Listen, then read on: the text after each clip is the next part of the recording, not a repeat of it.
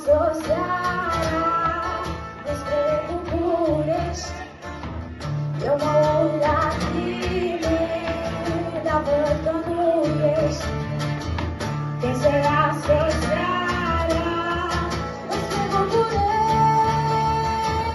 eu mă uit la tine, dar văd că nu